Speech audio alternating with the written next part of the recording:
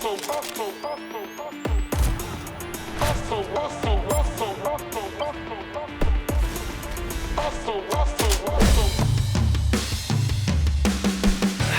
we go. So I'm Joel Kusi. I'm a senior acquisition specialist for the capture department. We go on location to set up these shoots. We will work with the team partners or whoever just to kind of get the athletes into our system. After we capture the data, the artists can then pick it up and they're kind of off to the races, really.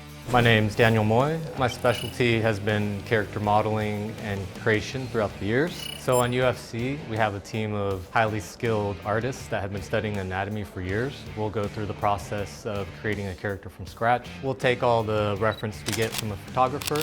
We are firing with a 22 camera system for this one, using scan data as a foundation. The artist time save on the actual sculpting process goes down significantly compared to manual processes where you're maybe pulling images off of the internet, or if you shoot loose sets just with a handheld camera. So what we'll do is we'll capture a multi-shot sequence, extract deeper sets of data for the artist to then use in projection tools like RefCam, for example. After that stage, we'll start modeling out the head. This consists of hitting all the primary forms, making sure all the structures of the face are correct, adding in all the skeletal forms underneath.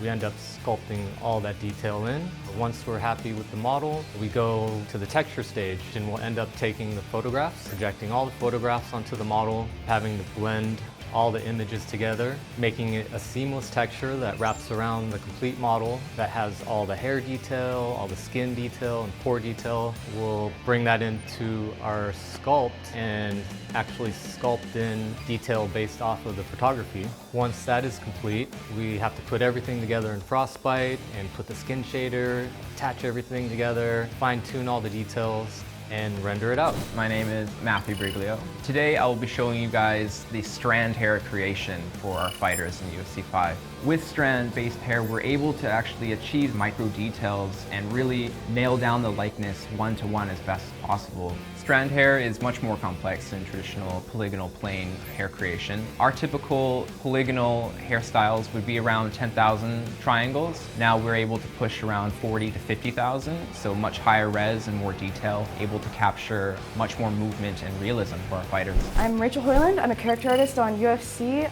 Simulating means that we're going to be adding fake physics to the clothing and hair so that it has gravity, movement. When the fighter gets punched, you'll actually see the swish and the flick of the hair. During the fighter select, you see the dynamic movement with all of the animations. It really brings the fighters to life. So when a fighter comes to us, it is in a base body shape. There's a tool called Bodybuilder that we use, which gives us the access to these joints that are there in the rig. So we use this tool to try to get them closer to what we have in the reference. Now in UFC 5, we were able to add one more layer to this. It's called Shapeshifter, which gives us few more joints which we were able to move around to get the silhouette more accurate to what we have in the reference. So we were able to make the deltoids bigger, make the traps a little better, make the lats a little better, and we were able to get closer to the reference that we get from those fighters. Yeah, we added a lot of full range of motion for the clothing this year. So in the ground game and grapples, you'll really see the clothing ride up the legs and fold over itself.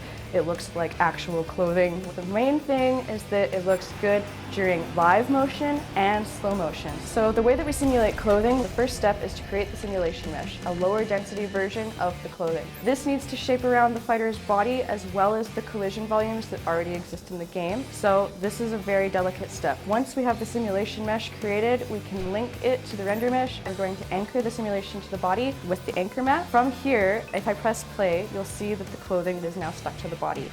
With alter egos. So alter egos gives us, the artists, the opportunity to go back into the past and bring our beloved fighters back into action. As an artist, it gave us an opportunity to go online, find the references of that particular file, bring it out somehow. Like, those images are not high-res at all. So we have to find those details from there and then understand what is going on. It gave us an opportunity to learn and grow as an artist. I'm sure all the artists, including me, we really enjoyed working on the alter egos that are going to come in.